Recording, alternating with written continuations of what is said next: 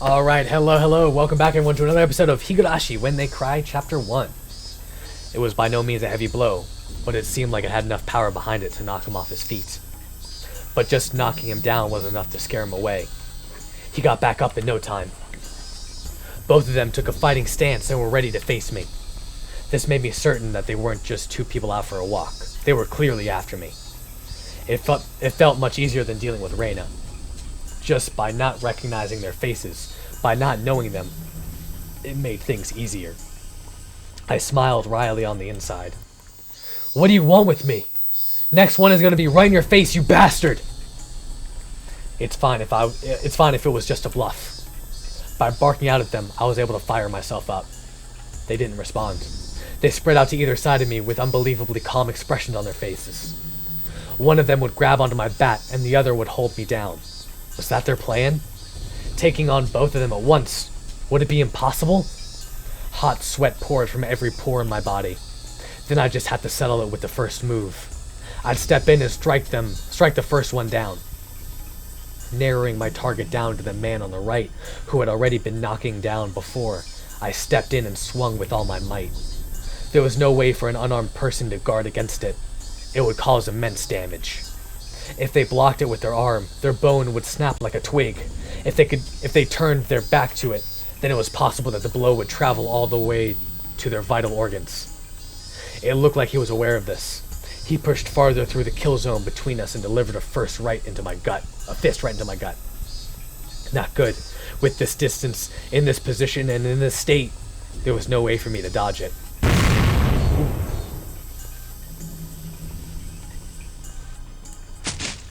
The world flipped upside down.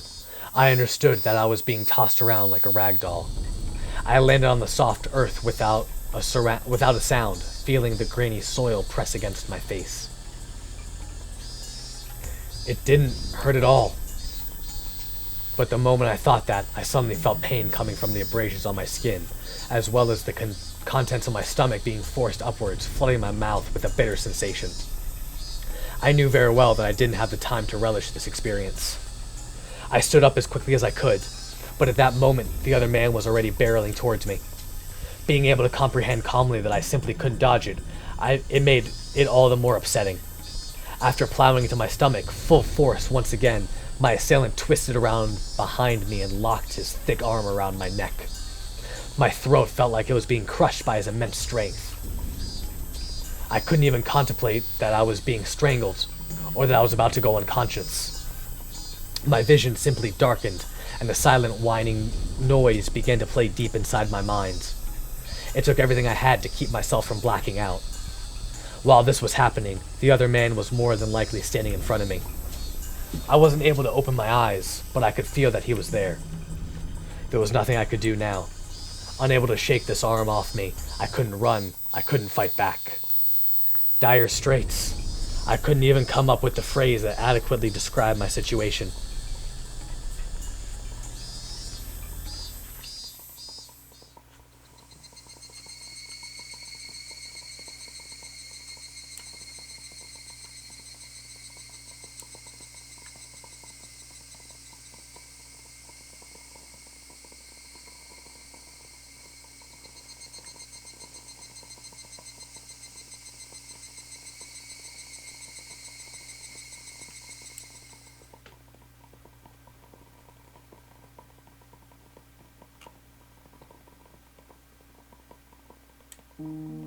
A familiar ceiling. The smell of the bed and the pillows. I knew them well. Was this my room? Normally there wouldn't be anyone in my room besides me, but their presence made me spring wide awake. When I did that, pain shot throughout my entire body. Feeling alright? I think you'd better just lie down for a bit. Why was Reina in my room? Blood began to surge through my muscles and my capillaries. But Reina's smile belonged to that Reina I knew well. I knew I should let myself feel this way, but I was relaxed, thinking that this version of Reina was safe. Why am I... Don't you remember? After losing consciousness, nothing at all. My body had become more lethargic than I could ever have imagined. I guess that would be the expected outcome after exerting everything I had back there. I tried to at the least clear my head, but I couldn't shake the sluggish feeling out of my mind. I called the doctor. He should be here soon. I think you'd better just lie down until then. I wasn't injured seriously enough to merit calling a doctor, but knowing that someone impartial was coming was slightly reassuring. Why am I here? I'm sure I was at the dam site. That's what I want to know. What happened? When I got there, Keiichi-kun was already passed out. That's why I'm the one who wants to know. Oh, that's why I'm the one who wants to know. I was attacked by two weirdos. Yep. As I talked about it, I finally remembered what happened right before I passed out. Recalling that memory and the terror that went along with it caused the fogginess around my head to clear right up. Let's forget about those two for now. I didn't expect Reina to be nursing me. I thought Reina was trying to kill me. She would have had the perfect chance while I was unconscious. Not only did she not kill me, she had nursed me back to health. Amazing you could drag me all the way back here. Wasn't I heavy? Looking at Reina's delicate frame, it was hard to believe that she had not only gotten me back home, but even dragged me all the way up to the second floor. Did she have some help? Don't you remember, Keiichi-kun? Reina appeared a bit surprised, but still kept her smile. I only propped you up on my shoulder. You said you could walk on your own and that you were fine. You don't remember? I didn't remember. My memory was fuzzy after the point where I lost consciousness. What about those two? Huh? When you got there, Reina, the ones with me, or rather, those two guys. There wasn't anyone, she said it bluntly. The way she stated it felt slightly unpleasant. I was just too timid at that time. I might have been able to force some answers out of Reina. But if I did that, then this kind Reina might transform into the scary Reina who I didn't know. Fearing that, I didn't press any further. Thinking about it, it was the obvious choice. If both those men were there, I don't think Reina would have even stood a chance. I couldn't find a way to explain it unless I assumed she brought me here after those two were already gone. Reina was still smiling. Her eyes sparkled warmly. Yet, I felt like I was hallucinating when I saw something akin to a shadow slowly creeping across her face. That small omen sent shivers down my spine.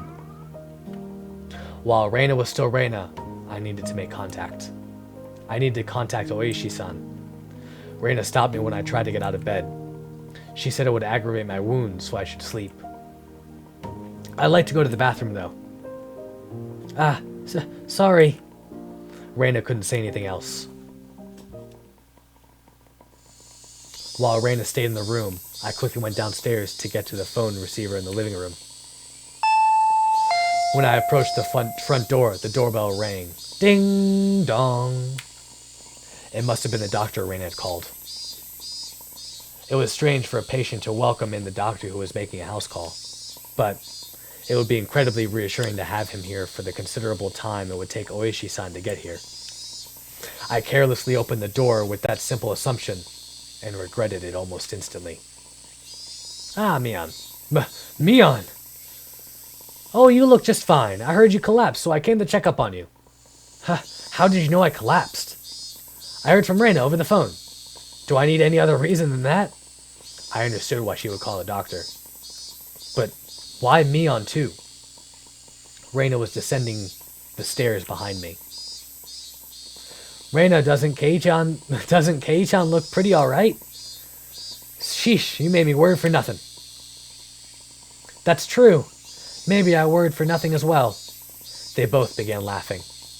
It appeared to be a cheerful laughter, but I couldn't shake the feeling that there was darkness looming over them. Whoa, what's up with this shoe rack? How did it get like this? Yeah, that was when I broke it. The shoe rack that smashed to pieces had been like that since yesterday. I fell, you see, and the bat I was holding at the time slammed into it. This is what happens when you swing around something you're not used to handling. I kept the fact that it was none of her business to myself. But leaving it like this will really startle your parents when they get home.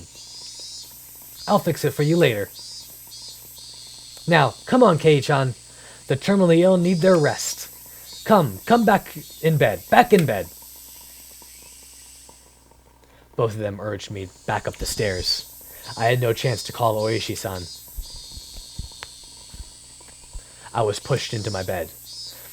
As it was the first time Mion had been in my room, she began searching around it intently. She fiddled around my room and was scolded by Reina. You can imagine how it went. It was uncomfortable having my room poked around, but the conversation was so benign that it was heartwarming. During that innocent conversation, Mion said something as though it was perfectly ordinary. Reina, did you call the manager?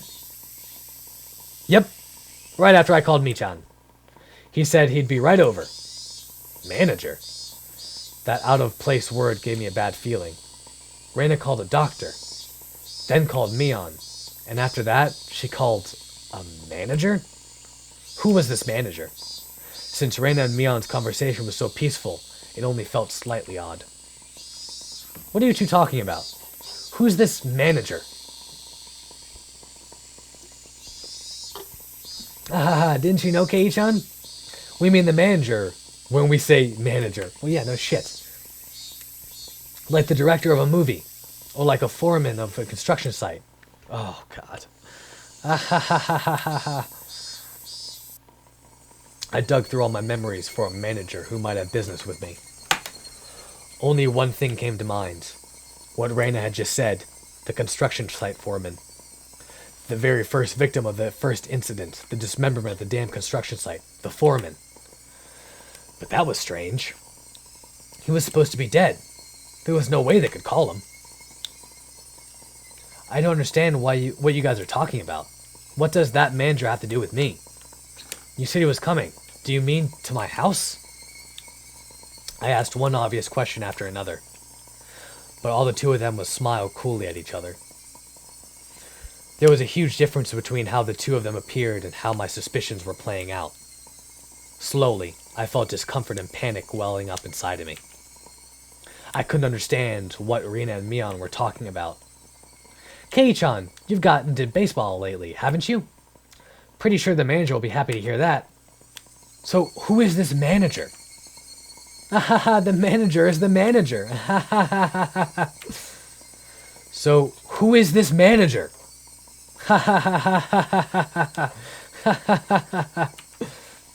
Reina and Mion looked at each other and laughed haughtily. That disturbing cackle unpleasantly resounded around me. That laugh, long enough to be unsettling, ended abruptly. Oh yeah, we should finish up before the manager comes. You remember, don't you, Kei-chan? Her face was laughing, but Mion's eyes told a different story. Remember? Remember what? Keiichi-kun, had he forgotten, I wonder? About the penalty. About the penalty? Did you really forget? The homework with the mochi. The homework where you really were supposed to guess which one Reina made? You forgot about that homework, didn't you? I certainly did have that homework. But I had thrown away the rest of the mochi after I found that sewing needle. So I wasn't able to answer which one Reina made. The penalty for that? Why now? No doubt my question was written all over my face. Their answer to my question was that dry laughter. I could no longer make heads or tails of anything. I began to think that this entire day was somehow insane. Strange. Incomprehensible. Being chased by Reina, attacked by strange men, the penalty Rion and Reina were talking about. What were these two laughing at? It didn't take that long for me to realize I had been dragged into an abnormal situation. Who were these two? Who were these people? Who were these doppelgangers of Reina and Mion? Reina had gotten behind me at some point. Why was she pinning my arms behind my back? What are you doing? Don't move. This is your penalty. Ha ha ha ha ha ha ha ha. My body was already very sluggish, and Reina pinning my arms made that much harder to move. I seriously tried to struggle, but she wouldn't even budge. My panic began to well up, and I realized this was well beyond the realm of jokes and pleasantries. This freakishly monstrous strength, it would have been impossible for the Reina that I knew. Then, these thin, frail arms grasped me firmly. Whose arms were they? Kei-chan, no struggling. Club rules, there are no exceptions. You can't fight against the penalty. Mion, no. That thing that looked like Mion spoke to me like how Mion would speak to me. But I was certain that this was not Mion. Someone who wasn't Mion. Someone who was just pretending to be Mion. Hehehehe. Need to finish this up before the manager comes. Mion fished into her pockets and pulled out something bizarre. I could tell what it was just by looking, but for such a thing to be in her pocket, my mind wouldn't accept it. What is that? It was a small syringe. It was a small, clear syringe like what a doctor would use when you went to him when you were sick. Reina held me even tighter, and I could hear the clattering laughter that no longer sounded like laughter blaring into my ear. That eerie laughter wasn't something that the Reina I knew could ever produce from her own throat. This thing that was pretending to be Reina, was this their real laugh? Unable to defend myself, the syringe Mion was holding drew closer. And that needle tip was waved in front of my face countless times. Don't worry. It won't hurt. Hehehehehe. What are you planning on doing? What kind of sick joke is this? What are you saying, Kei-chan? You know exactly what's going on, don't you? About what? I don't understand any of this at all. I know you know. No use playing the fool this late in the game. Stop talking nonsense and try and confuse me. You are going to have done to you what happened to Tomitake-san. What? The same as Tomitake-san. I didn't really understand what she meant. What did that have to do with this syringe? You're playing dumb, Keiichi-kun. You should have realized it by now. Reina whispered in my ear, laughing as if to admonish me. But even the way she spoke was repulsive beyond compare. Playing dumb? Me? About what? What do you mean, the same as Tomitake-san?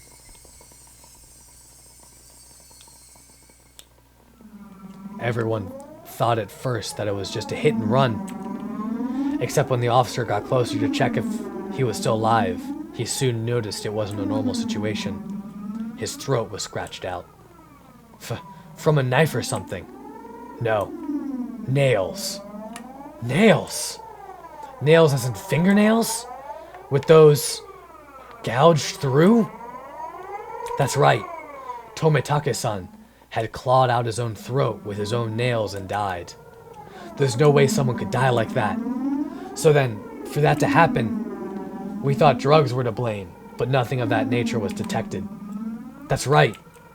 The police didn't find any drugs in Tomitake-san's system.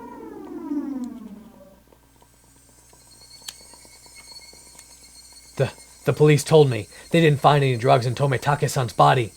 Kwe. The two of them laughed together with that sickening laughter. Of course they'd laugh. To assume that such a medicine didn't exist just because the police didn't know about it was completely foolish. Meaning, the drug that caused Tomitake-san to die in such a bizarre manner did exist. If Mion injected this into me, then that would probably be all the proof I needed. That would basically mean I'd end up the same as Tomitake-san. Become hysterical, scratching out my throat in my last moments, then die. For such an outrageous drug to exist, For a Mion to be holding it, and that I was about to be injected with it. At that moment, I did not feel there was any need whatsoever to question it. What kind of idiot, when he was trying to dodge a ball flying straight for his face, has the time to think of a reason as to why it's flying at him? Just give up? Alright then? Mion's actions lacked any gravitas, and that made it even more terrifying. There was none of the ceremony like when someone is sentenced to death. There was no hesitation at all, as if she were brushing her teeth. Mion reached out with one hand and grabbed onto my chest. It felt like electricity had run through the back of my head, and the entire world had gone dark. Did I stand up too fast? Or did someone hit me really hard in the back of my head? Having lost my sense of balance, I was assaulted by a wave of dizziness.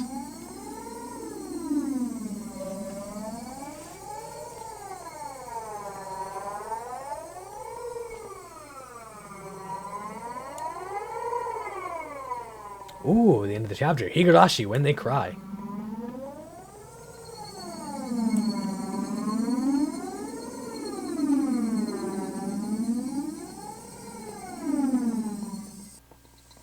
Oh, it wasn't the end of the chapter. It's midway through, I guess. I squatted down for a bit. When I came back to my senses, my entire room had changed drastically.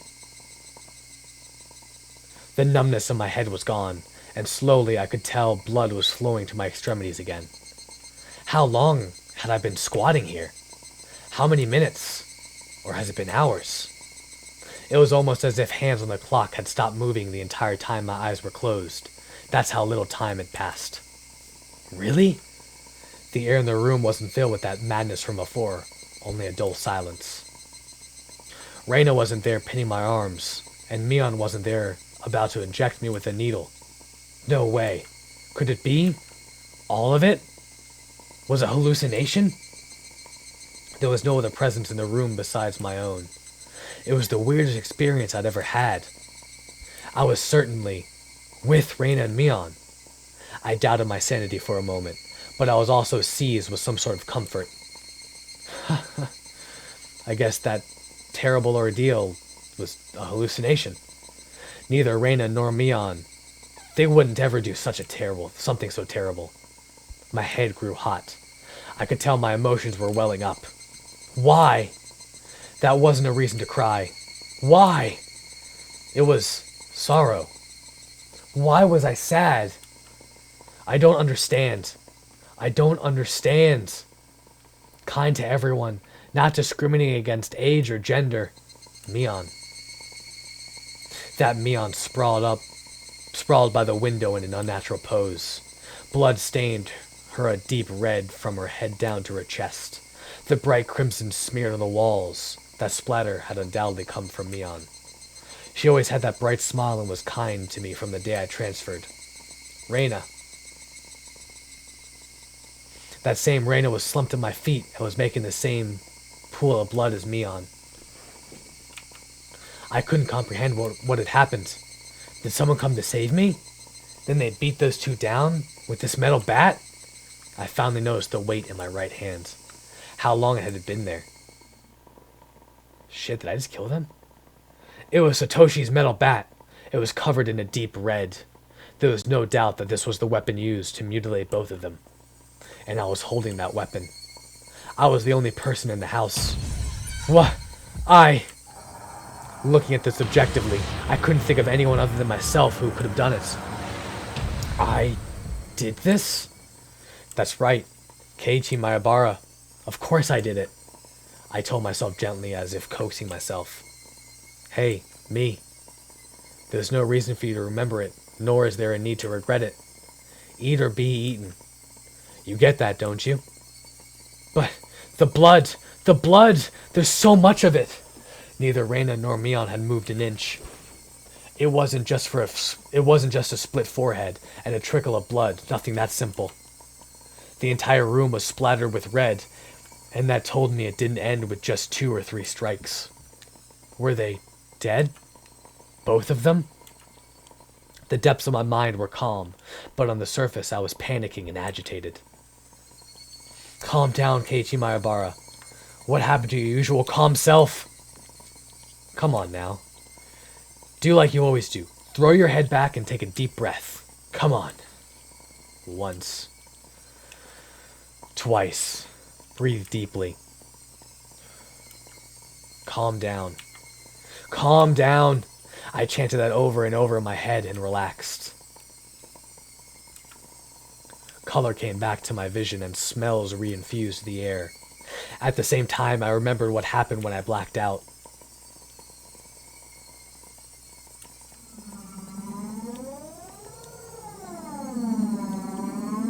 Reina and Mion had attacked me. They were about to inject me with whatever caused the same symptoms as Tometake-san. But right before that happened, I fought back. I twisted my whole body and threw Reina as she was pinning my arms. Then I followed through with my spin and rammed my foot as hard as I could into Mion's torso. It was soft. Reina tried jumping on me, so I tackled her as hard as I could and slammed her against the wall. I didn't let that brief moment of having them off balance slip by. Satoshi's bat that was left carelessly by the side of my desk.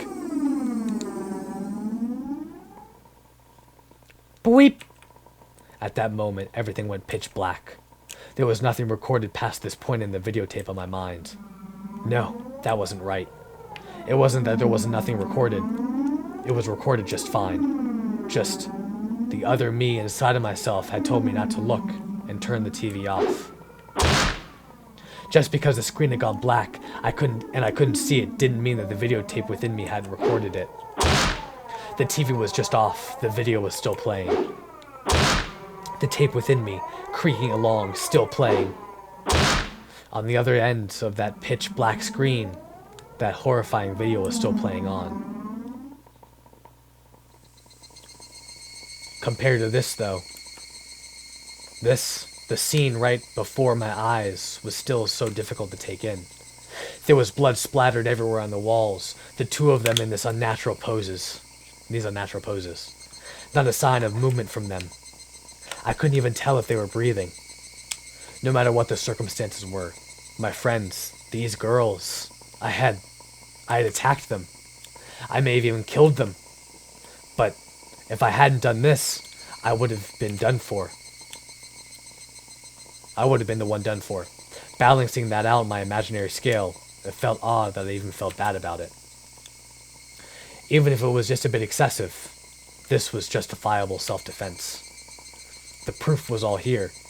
The two of them collapsed here, and Mion's syringe. Mion's syringe filled with some unknown drug that would certainly solve the mystery surrounding the incident with Tometake-san. And from the fact that both of these two were involved, they'd be able to pick out the criminals one after the other. Still, I might be suspected for this. But that was just fine. Anyway, now this should be a police affair. And with that, that's where I'm going to end this episode. Hope you guys have enjoyed. Thank you for liking, commenting, and subscribing, and I will see you in the next one. Peace!